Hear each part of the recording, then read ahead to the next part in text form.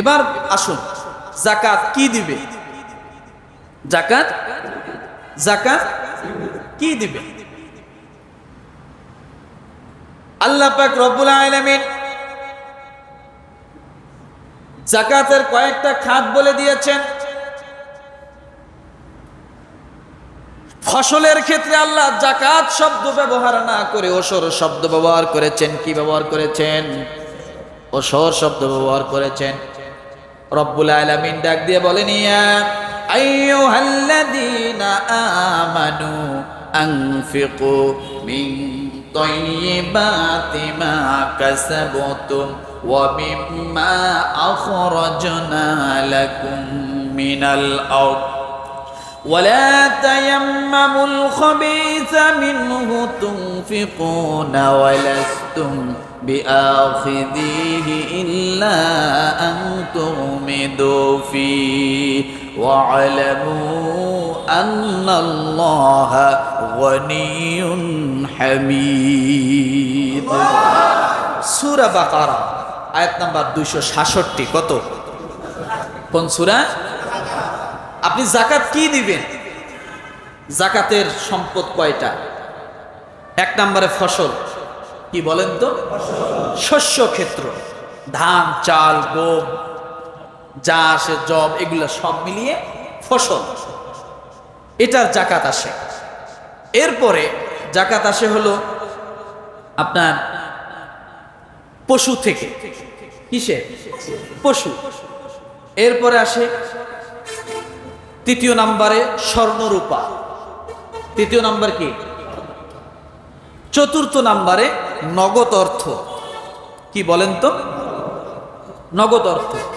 পঞ্চম নম্বরে ব্যবসায়িক পণ্য। কি বলেন তো? তাহলে এক নাম্বার কি? ফসল। দুই নাম্বার গবাদি পশু। তৃতীয় নাম্বার স্বর্ণরূপা। চতুর্থ নাম্বার নগদ অর্থ, সঞ্চিত অর্থ, টাকা। পঞ্চম নাম্বার ব্যবসায়িক পণ্য। এই 5 জিনিসের উপরে যাকাত খরচ হয় এবং যাকাত আসে। এইগুলোর ভিতর থেকে আপনাকে কি করতে হবে? যাকাত দিতে হবে। আমার ভাইরা, এখন আপনি যদি ফসল থেকে যাকাত দেন, আল্লাহ তাআলা সূরা বাকারার 66 নম্বর আয়াতে বলেন, এই আয়াতের ব্যাখ্যায় আছে যে যদি আপনি তেল খরচ করে স্যালো মেশিন দিয়া পানি দিয়ে আপনি যদি শস্য ফসল ফলান, তাহলে সেখানে 20 মণে 1 মণ। কয় মণে? 20 মণে, 10 মণে আধা মণ, 20 মণে 1 মণ। আর যদি বৃষ্টির পানি দ্বারা আপনি যদি ফসল ফলান আর ফসল যদি হয়, তাহলে 10 মণে 1 মণ, 20 মণে 2 মণ। ইসলাম সহজ না কঠিন? জুলুম করছে? আপনি যদি টাকা খরচ করে সেচ মেশিন দিয়ে পানি দিয়ে যদি ফসল ফলান, তাহলে 10 মণে কতটুক? আধা মণ। 20 মণে 1 মণ। আর যদি বৃষ্টির পানি দ্বারা ফসল ফলে, তাহলে তখন কতটুক? 10 মণে 1 মণ।